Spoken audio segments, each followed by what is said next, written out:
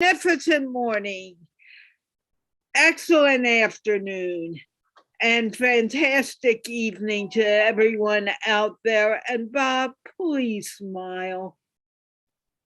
You look better now. Having said that, this is Carla from MindPlore with Carla and Friends, and we are here to speak about preparing for new beginnings, preparing for the new year.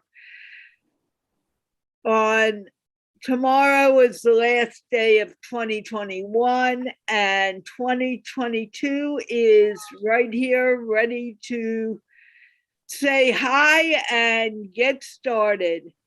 And we are going to talk about what new beginnings may look like. Having said that, the show is now completely on YouTube. We'll be sharing out the link in a moment. Come watch it on YouTube. I cannot post it live on Facebook. Jeanne, can you please take over? Sure. Another little commercial about that. If you are moving to YouTube to see us live, please comment and also share that out. That would be gratefully appreciated. And if you haven't yet, think about subscribing. That helps us as well. So as we get ready to kick off the new year, I found a couple of quotes I wanted to share. The first is from the self-help guru and author Melanie Beatty. And she writes, "The new year stands before us like a chapter in a book waiting to be written. We can help write that story by setting goals." And I know she's referring to resolutions, but as we were speaking in an earlier session, goals are something you can act on. Resolutions are something we forget. So I like the idea of we can help co-create our new year by setting goals. And the Turkish playwright Mehmet Murat Yıldırım wrote, "In the new year, you carry all the experiences of the past years, and that is the greatest power of every new year.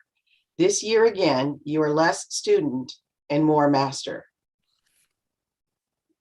which is very powerful if you think about it. All the experiences that we go through help us become the master for the new year. And then finally, Eleanor Roosevelt wrote, "With the new day comes new strength and new thoughts."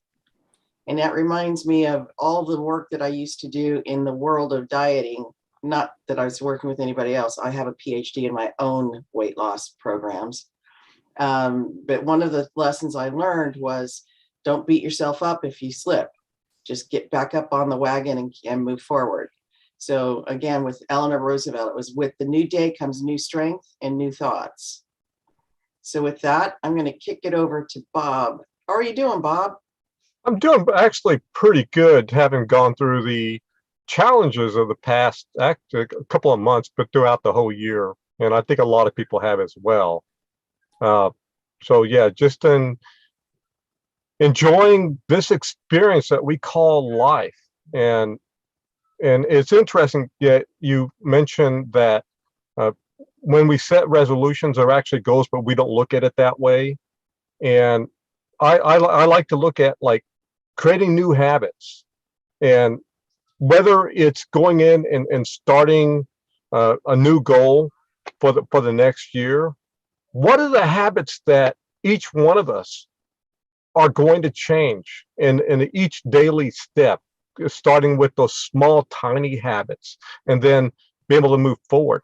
Because that's what rewires our brain to set new patterns. Because most people tend to live off of their old patterns. They'll go back to it, and it's hard at times. And when we have to engage in terms of our thinking, where we set those goals moving forward. And as Daniel Kahneman talks about, we have the system 1 and system 2 thinking, and the system 2 is the hardest part. And we'll go back to, in essence, that monkey mind way of thinking. And then we fail to set new habits, and eventually we fail to set new goals. And if you have a resolution, that goes out the window.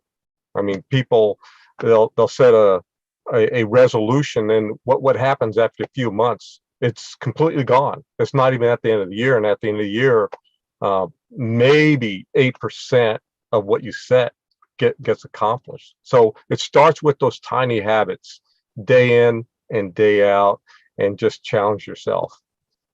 We had a guest on the other day, and she's 14 years old, and she was talking about breaking big projects into little steps.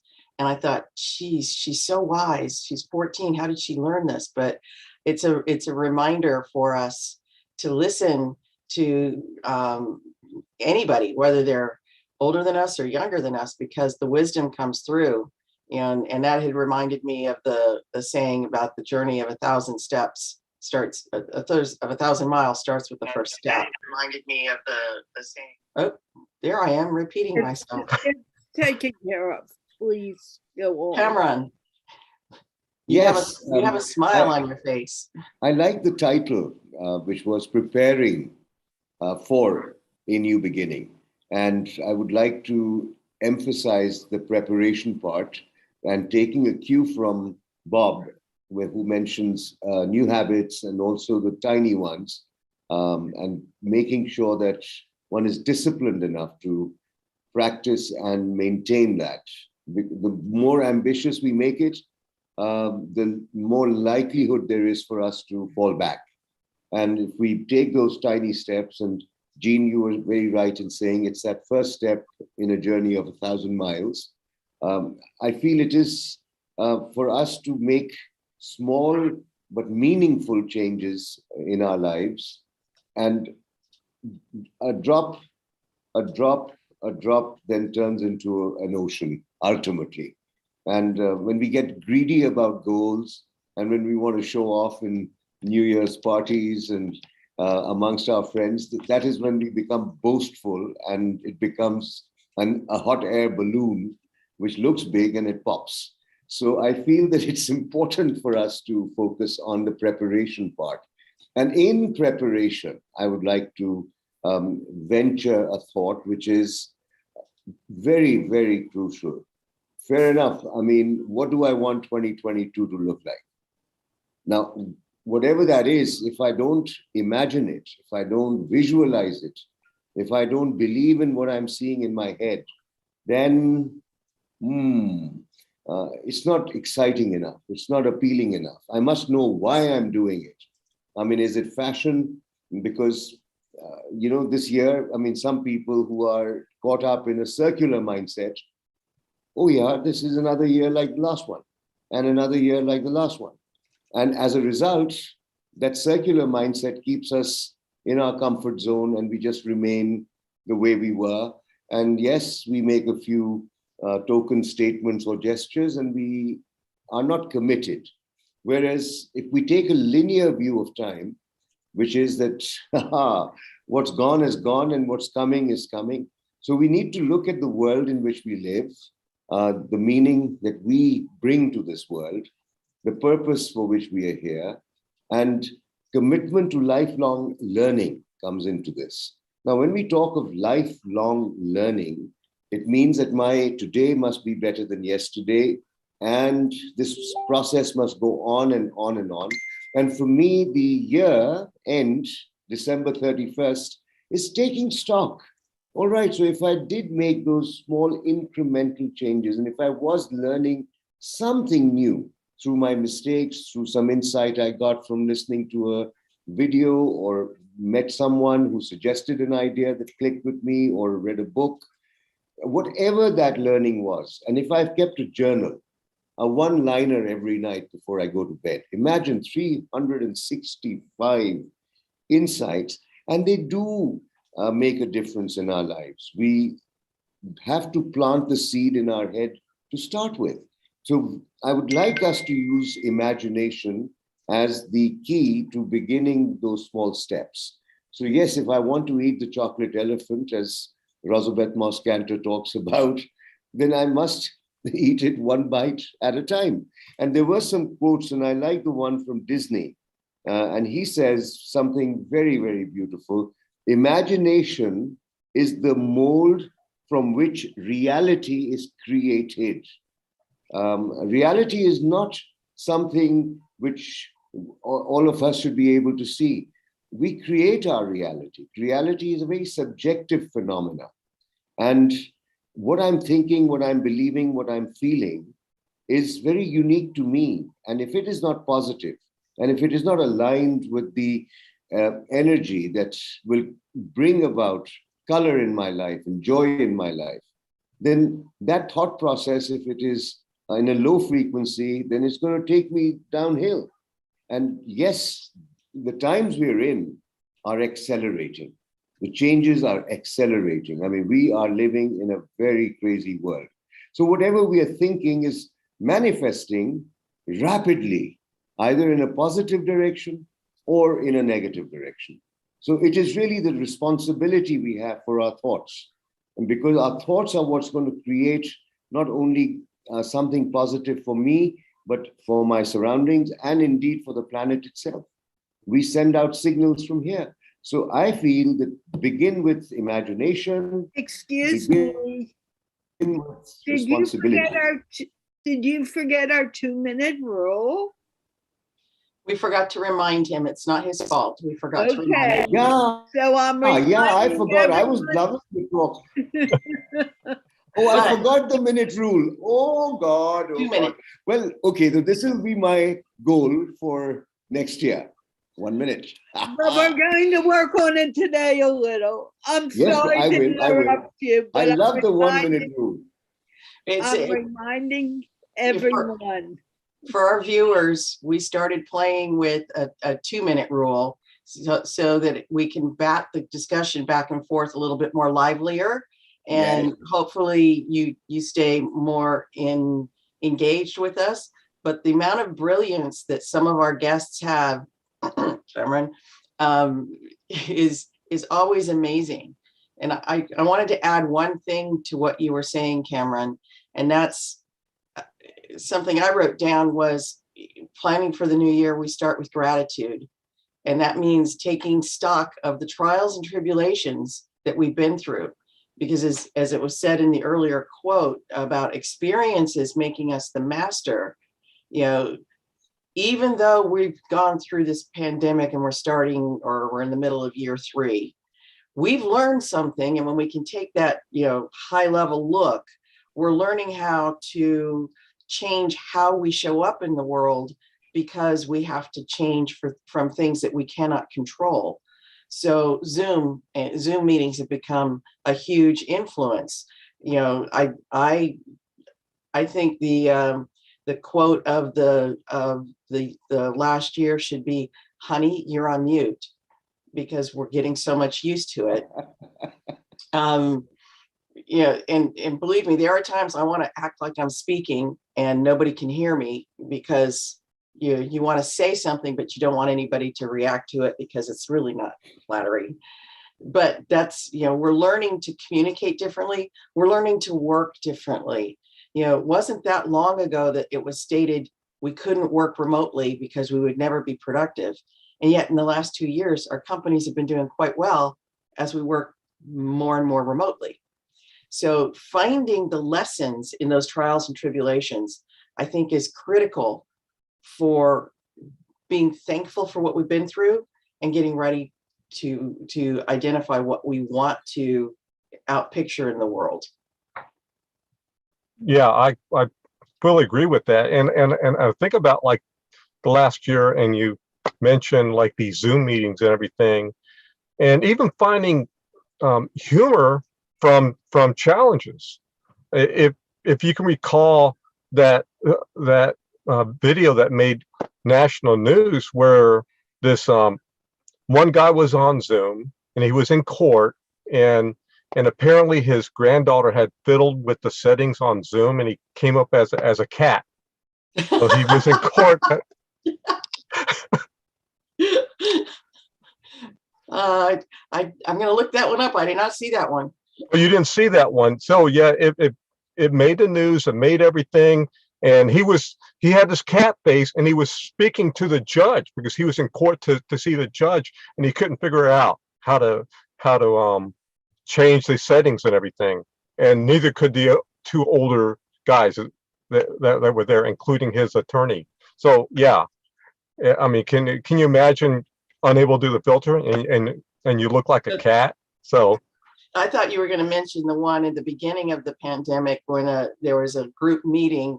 This one went viral. There was a group meeting, and the young lady picked up her laptop and walked into the ladies' room, and was not aware that everybody was aware of what she was doing. And they're like, hey. So, we do have to be aware. we do have to. It's like the hot mic moments, and that's what we should call them, hot mic moments. When you are doing a television interview and you forget they gave you the battery pack and your mic is on, and we've heard sometimes some really not so flattering things coming out of our celebrities' mouths because they forgot the mic was on. So, but those are the kind of things that we need to look at and see where the lesson is. What is it that I learned? What is it that I can do better? And allow yourself, as I think it was Edison said, that he didn't have 2,000 mistakes, he had 2,000 trials before his invention was successful. But we have to go through that. I was watching my grandson try to learn to ride his brand new trike. He's 2.5 years old. It's time to have a tricycle. And I put his feet on it and he starts to press, and I was going up and down the hallways. He was learning to move with the pedals. And then I let go and it wasn't moving. And he got really frustrated and made this loud scream that, no grandma wants to really hear because it's such a high pitch that your ears hurt. And he was so frustrated, and I started pushing him again, and he was happy as a clam as long as he could move his feet. So every time I stopped to see if he could do it, he would get frustrated. Well, that's part of learning. That's when we stub our toe, make a mistake, pick ourselves up and move. When we moved the trike to the room that had just a hardwood floor and he could go, he was happy as a clam. So I love looking at my grandkids and learning from their perspective. My granddaughter's 6 months old. She's at that point where she's sticking out her hand, and if she can grab something, it goes straight into her mouth. Well, I'm holding her and she grabs my face, and I'm thinking, uh-oh, and she's going to come in and there's going to be a bite mark or something. But she's exploring. And that's what I'd like to see us do for the next year, is to explore this new life. Thank you, Carla. She just held up a timer. So it's time for me to back this. I want to chip in by saying that, when we look forward, we normally are talking of goals. I would like to also suggest that, there is a choice. One could even take a new year to be a review year. And rather than looking ahead, one could also say, all right, let's take stock of how I have grown in the previous year. And that also is a motivation for setting a new goal. And the goal could be a daily one. It doesn't have to be a 6 month or a 3 months. I feel it should be a daily one. And the learning part, life, LIFE, learning is forever, is something which we are doing on a daily basis. If we're not making a mistake in a day, one mistake in a day, it means we're doing nothing. And every mistake has a lesson. Today I made a mistake and I learned a lesson, the 1 minute rule. So there you go. I've got my lesson for 30th of December. Excellent. But it's true. We need to learn to go on, Bob. I'm sorry. Oh no, that's fine. Go ahead, Carla. You started.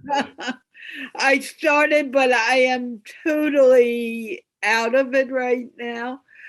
The one thing we need to learn is paying attention to what we are doing. And many times we are thinking in ways that makes sense to us, but may not make sense to another person. Like Jeanne is putting times in, and it occurred to me that 8:45 our time would be a completely your time, Jeannie.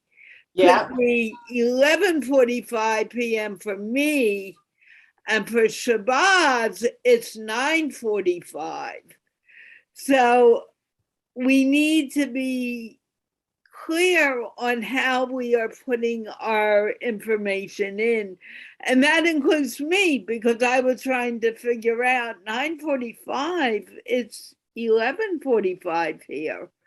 So we get very confused in how we speak at times and how we use words, and we all think and speak in such different ways. And we need to make sure that we are putting our point out correctly. And with that, I'm passing the mic to someone else, because I am not sure I said that clearly at all. You were very clear, and I started smiling because I was remembering the story you told me from the English show with the young man, I believe he was from Vietnam, who works in television, but had a hard time saying the word because in his language, speaking English, the L's and the R's get turned around. So he was saying terrorism, and you were hearing terrorism, and trying to get him to figure out. So I actually met this young man, and he is very, very proud that he learned to say television, but it is that perception thing. I often, in the middle of a conversation with somebody, and I can tell when they didn't hear something correctly because I'm in tune to it. And I tried to get them to say, let's look at it from this person's perception, from their perspective. They're hearing something completely different. Your voice went up. It sounded like you were yelling. And he's like, no, that's just how I am. Yes, that's from your perception, that's how you are. But from the other person's, it's not. So this misunderstanding that we often have is a great place for us to learn to be aware of others and how they react, because we can't control that. And that's been a big lesson for me in this past year. I am in control of how I act or react. I am not in control of how others perceive and act or react. I can think I am in control, but that's not true. I can only control how I react. Yeah, I fully agree with that.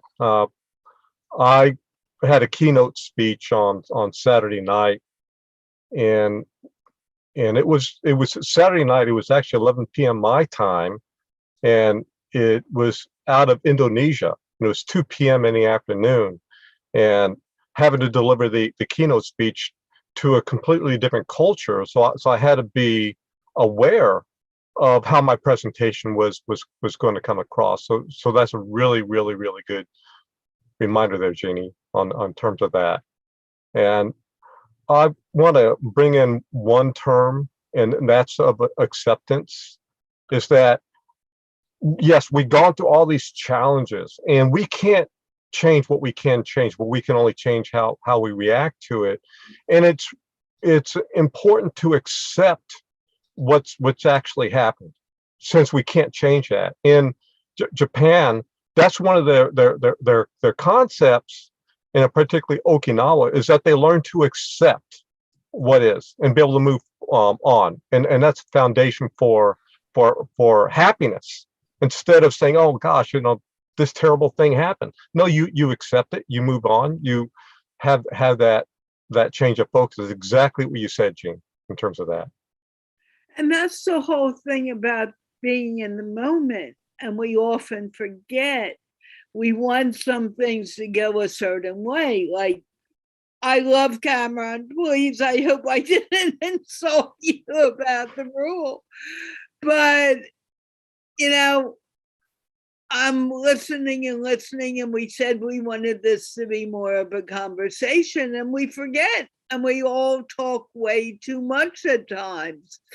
The reason we have MindPlore is because we are good talkers and we keep talking. And it's a memory of when to be quiet and when not to be quiet. And that was your timer, actually, Bob. But we'll move on to someone. Yeah. It's not working right for me today at all. But we got you laughing. You know, there's a And gift. actually, we needed that. So I wanted to interject and suggest that since the four of us are here, I'm sure that Jeanne has a plan or a thought for 2022, and I'm sure Bob has something that he's come up with. And Carla, I would like to know what she has in mind. And of course, I'm thinking, and probably one of you will say something that will trigger a thought in me, and I'll initiate that. So I was wanting to learn about, all right, so we are sharing our perspectives, but let's hear each other. So Bob, how do you intend to march into 2022? I'm going to march one day at a time, one moment at a time. And Carla, that was important that you reminded me of that, is that we live in a series of moments. So I'm going to just grab each moment and make the best of it. And in essence, challenge myself to be better than I was yesterday, because I think that's important. I can't be better than anybody else. And I think one of the things that people need to be reminded of, don't compare yourself to other people. Yeah, other people are going to do the things that they do, and it's going to look like a giant leap to you. It doesn't really matter. So I'm just going to be the best that I can be for myself, but better than I was yesterday. Wow, thank you. And Jeanne?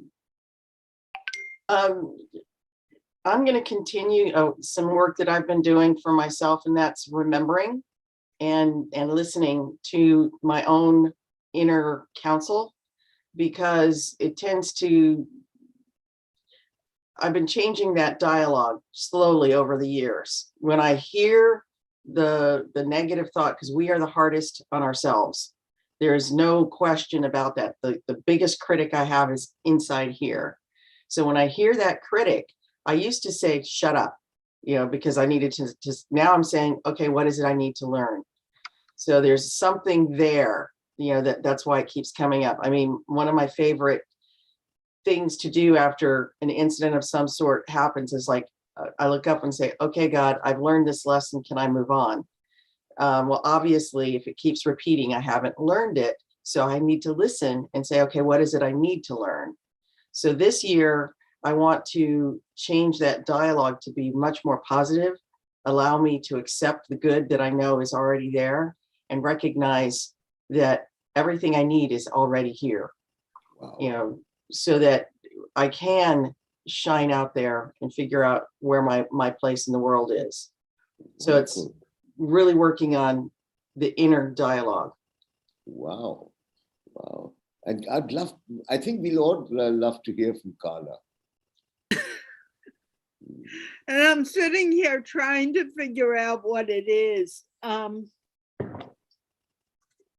I think my biggest thing is learning to believe in myself and believe that I can do things. I have moments where I feel I am totally incapable.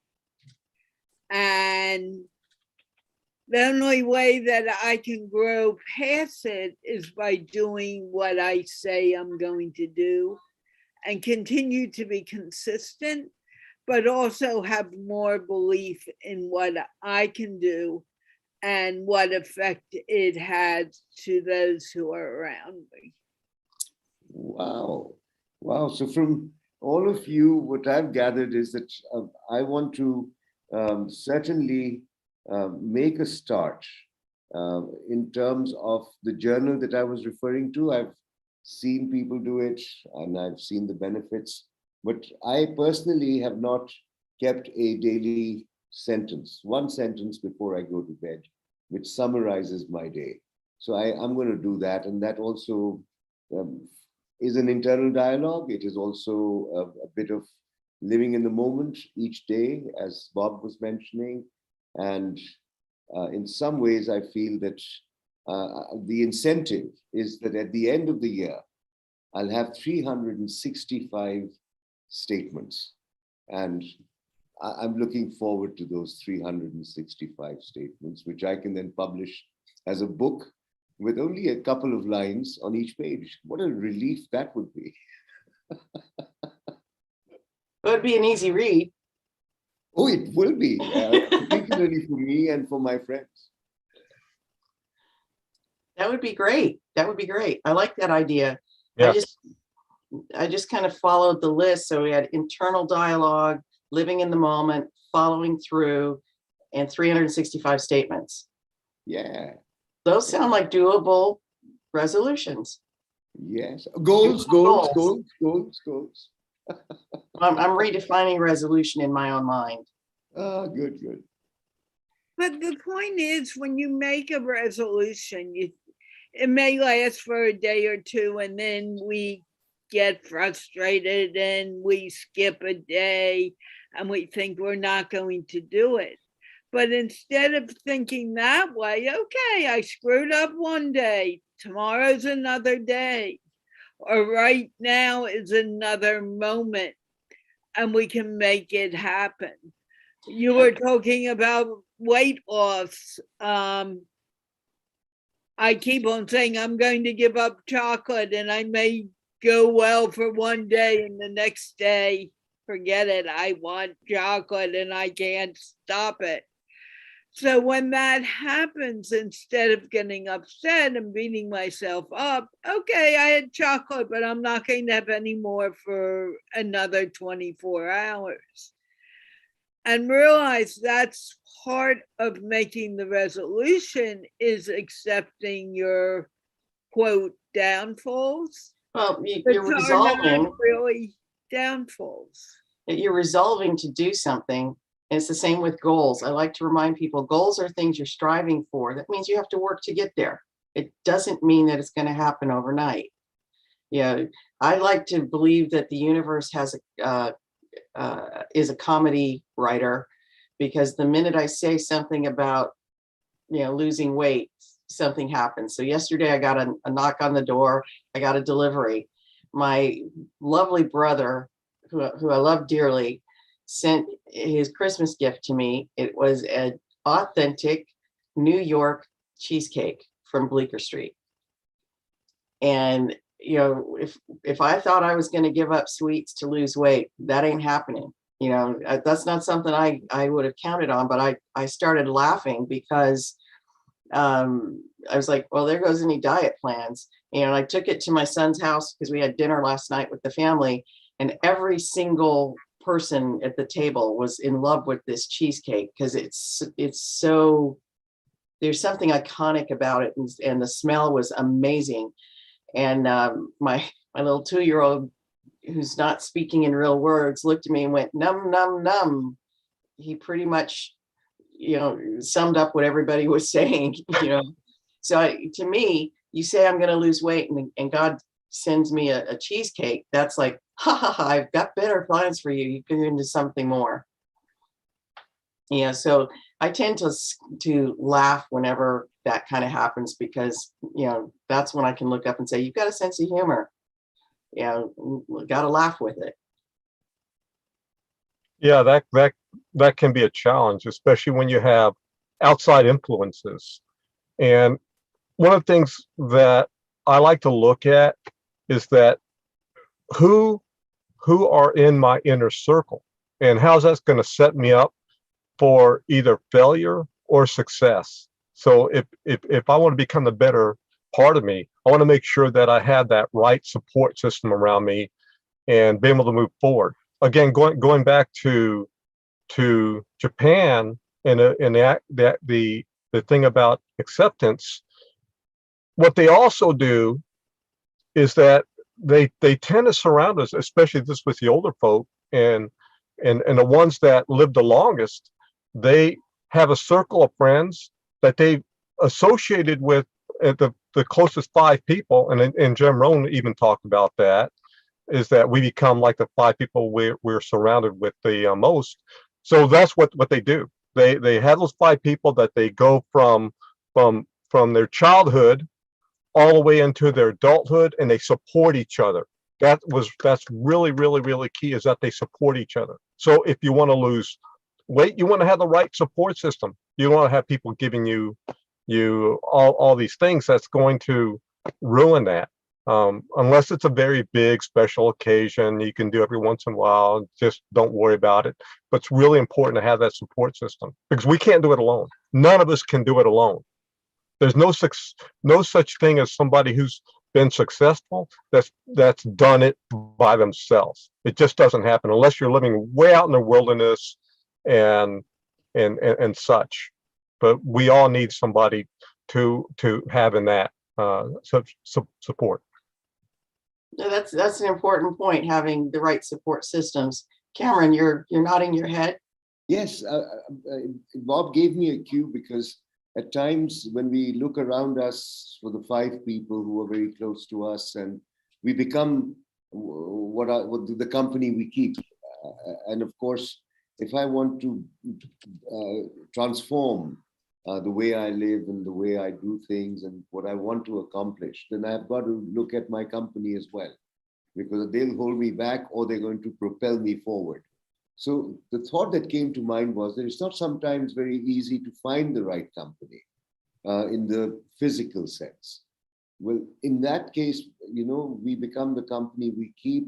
Well, why don't we select a biography of a person we admire? I mean, they may not be with us, but their thoughts are with us. And nothing stops us from furnishing our minds with ideas of people that we personally admire. And there are so many people out there who are alive and who are not. And if we have read someone who's alive, we ought to make the effort to find out where they are and contact them and message them. I read this passage, this article, or this book, and this is what triggered something in me, and I'm very grateful to you. A letter of thanks. So if the person is not alive, then a prayer. But I think that's also another way of enriching one's self, because ultimately it's our thoughts that matter, and thoughts are captured in books. That's true. That's very true. Yeah, I actually did that this year. So for a while, I had been already reading about Richard Feynman and had been fascinated by him. But this year, I had an exponential learning in terms of him. And I mean, not only was he a brilliant physicist that won the Nobel Prize, and a lesson that I got from him is that he didn't really care about the accolades. He cared about what he did in terms of his work. He also liked learning new things. And Cameron, you talked about that. He was an amazing bongo player. So I was watching him playing the bongo. He also was an amazing artist. In fact, he wanted to learn about art. He was with a friend who was an artist, and he spent some time with him. He says, I'm going to teach you about physics and you teach me about art. So he started doing that kind of stuff. So not only was he in physics, but he was in all these different areas. And another thing is that teaching. So if you want to learn something, then you need to be able to explain what you know, so that a 9-year-old can learn it. So you need to simplify it down to that, even really complicated subjects. And he was amazing in terms of doing that. So that's what I got from him, and I incorporated a lot. Even though he passed away in 1988, I had just gotten so much from him. So that's a great reminder, Cameron. Thank you. Carla, what are your thoughts there? I'm sorry, I've been trying to organize the show. I haven't been here as much as I normally am. There's been some technical difficulties, people. I'm going to pass for right now, and I'll That's okay. jump in a moment. Thank you. That's okay. I'd like to, if I may suggest a phrase which is often used, day in the life of.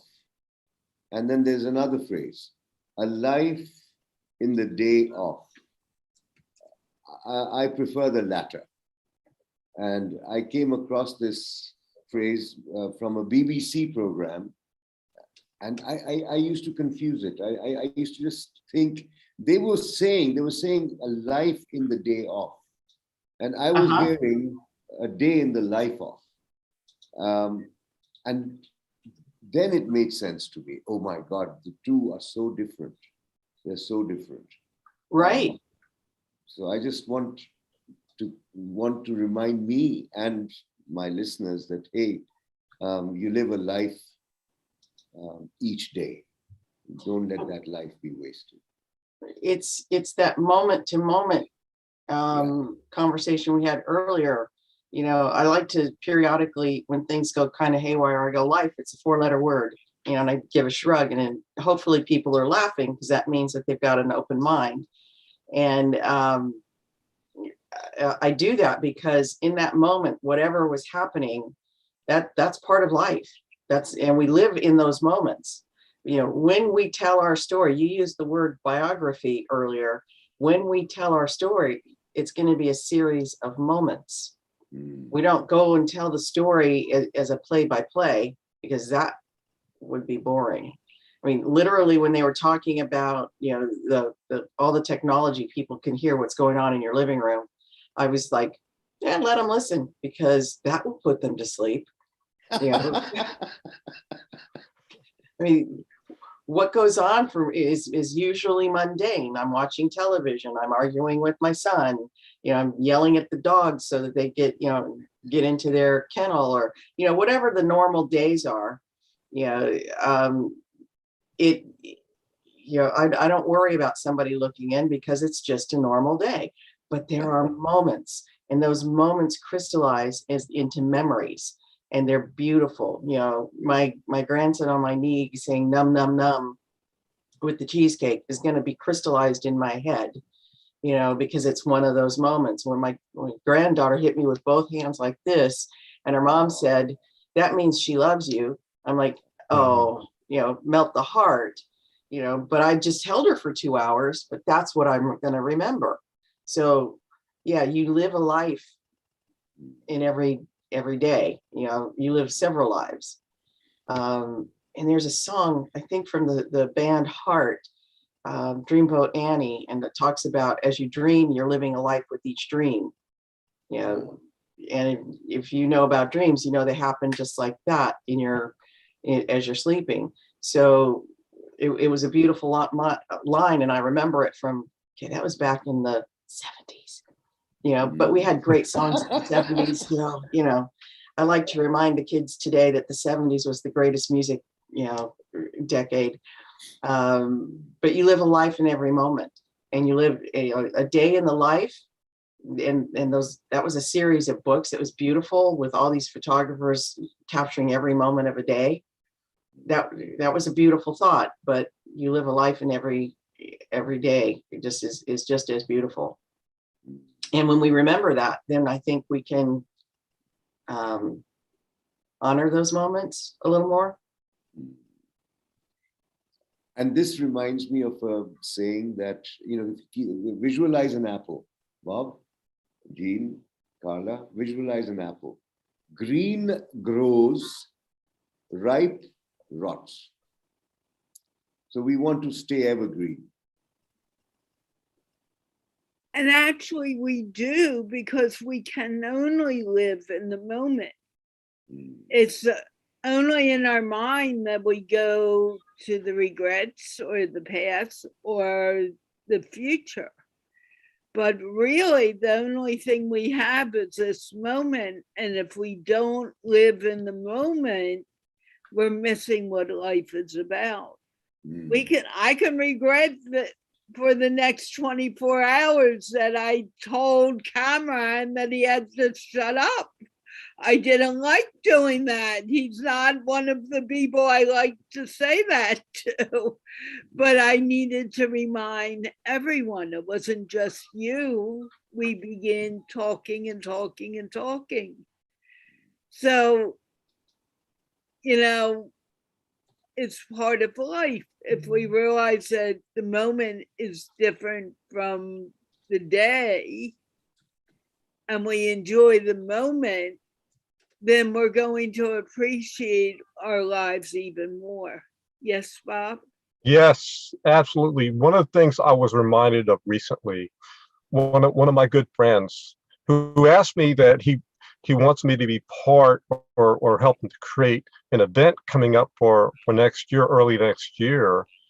And I think in his case, and it really reminded me, is that we don't know what the next day is going to bring us. And we need to like embrace those moments, yet still plan for something in the future.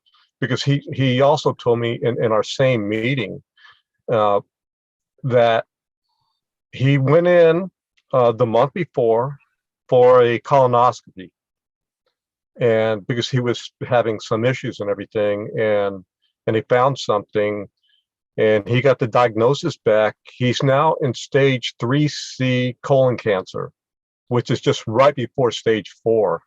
So it's already has gone into his lymph nodes and everything. And so that's a great reminder. We don't know what's going to happen, but we need to embrace those moments, embrace it, embrace it, embrace it, and live it and give it your best at that point in time, because it could be over at any time, as we experienced over the last couple of years with this pandemic. And we probably all have friends and family members that have passed away and so forth. Again, we don't know. I mean, at the beginning of this year, Tiger Woods almost lost his life, in a car crash, and again, we just don't pay attention. We're trying to be busy doing this, and this, but we forget about that. We forget truly about what life is meant to be. So I just want to remind people about that. There's a reason that every moment is called the present, because it is a gift. Yes.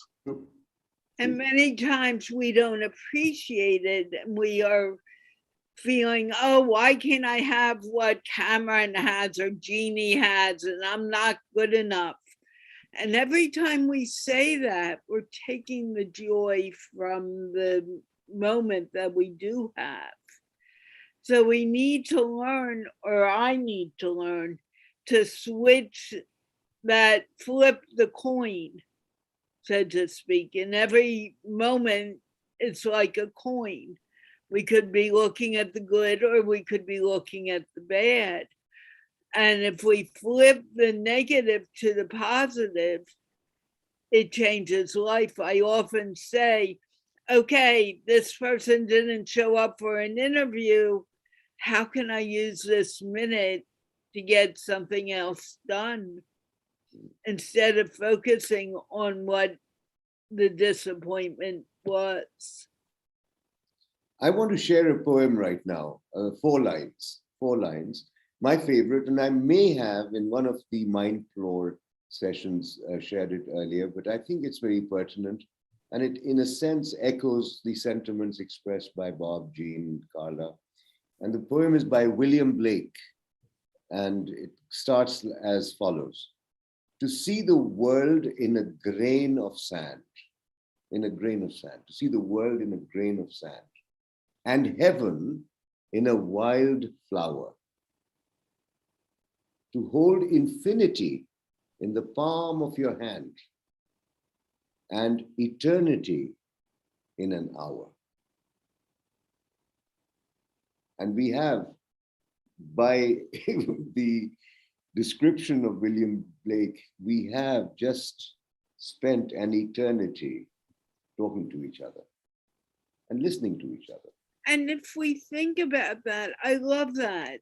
And I may not be quoting this correct, but I remembered in the Bhagavad Gita, when Krishna and his mom Yashoda are together, and Yashoda looks into Krishna's mouth and she sees the whole world, and she realizes that the whole world lives inside of us.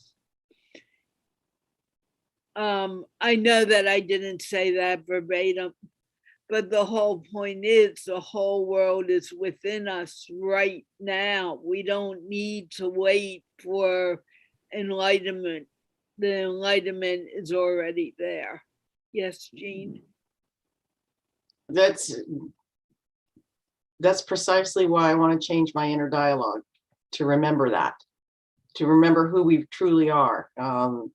We're not human doings. We keep ourselves busy so we don't have to think about complex ideas or simple ideas.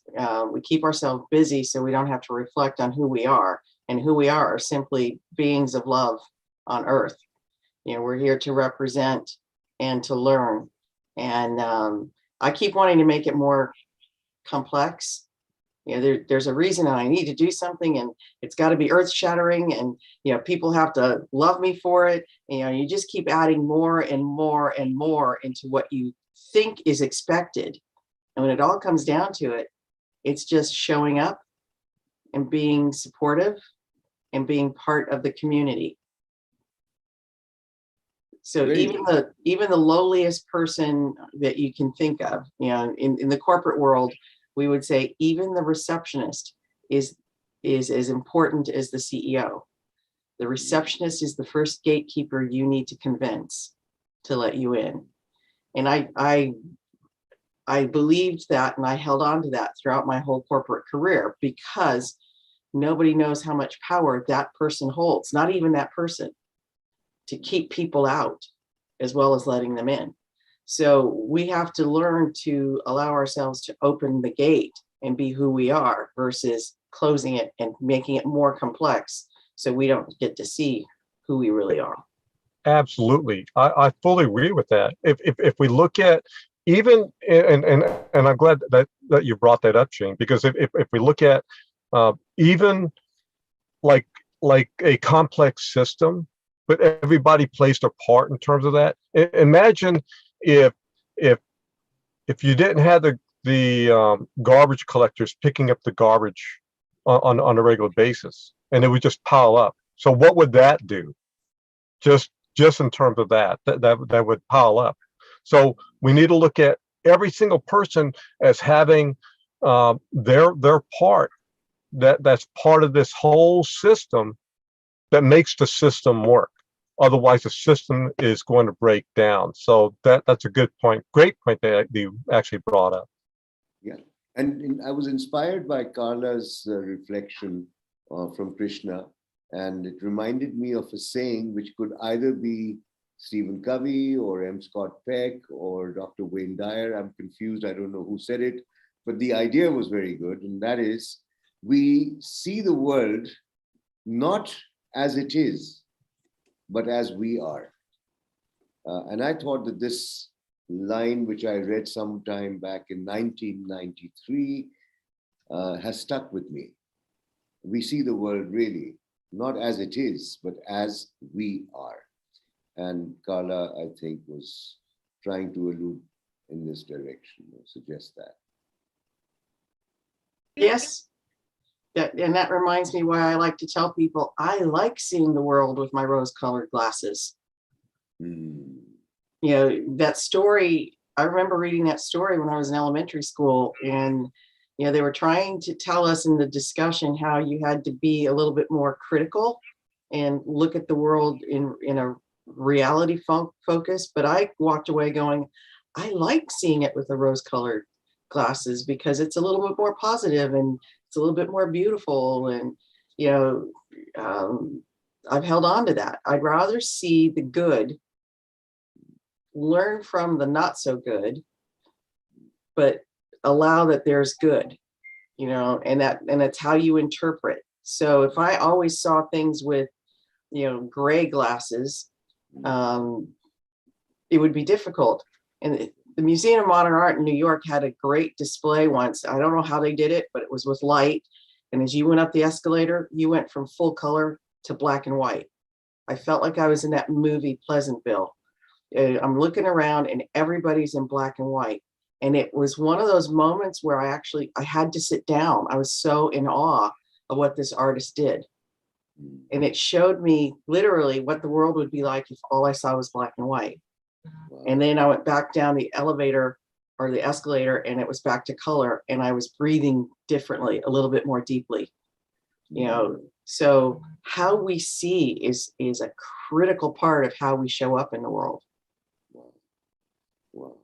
And I would like to sort of even suggest that, you know, when we spoke of moments, we spoke of days, we spoke of year, past, present, and future is within seconds, and it is also in a millennia, past, present, and future.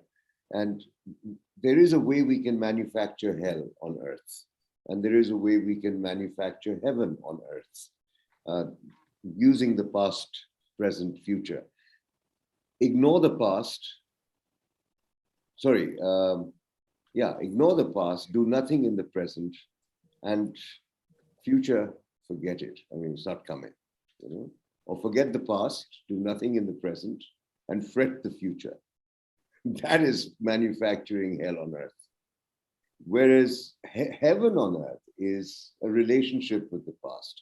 Learn from the past, live in the future, and do in the present. Because it's the sowing of the seed that will give you the orchard. Beautiful. Beautiful. Carla, you're thinking? I see deep thought. Ananda is crying. Yeah. Oh. And I was trying to figure out where is that noise coming from, and it's coming from the little girl and the only other girl in this house. She's reacting to some really deep thoughts here. Well, she may be. It's possible, but do you know that we've been speaking for about an hour now? And it is that time where we need to begin to wrap up and have everyone say their last thoughts. So I'm going to start with Bob. What are your last thoughts today? Yeah, my last thoughts are just accept where you're at now, but yet move towards your best self into the future, and you do it in each moment. Thank you. Sure. Kamran, no time to think. Two words. Keep moving. Keep moving. Where? In the direction of your choice. That's great. That's great. Jeanne? I want to remind folks that we started with gratitude. So I'd like to say inventory your past with gratitude, envision your future with hope, and live in this very moment. Wow. I like that. Wow. And I agree that we need to live in the moment and realize the moment is really all we have. And having said that, guess what? We have made it to another episode of MindPlore with Carla and Friends. I want to remind you that we will be back on Tuesday with another topic regarding the new year, the new month, the new whatever. And someone put on their regarding the new year, the new month, the new whatever. It's not me. Yeah. 1 second. Put on their Thank you, Kamran. That's the universe telling us that was important. It was me talking. That's important. Okay. We'll talk afterwards. I want to remind you, in order to keep this show on air, I have started a Patreon page at patreon.com, Giggle Lady, and any donation of $5 or more will go in forever until you've won the half-hour conversation with me, and then we'll take it out. But making those donations will help this show continue, as well as all the other work that I do on Facebook.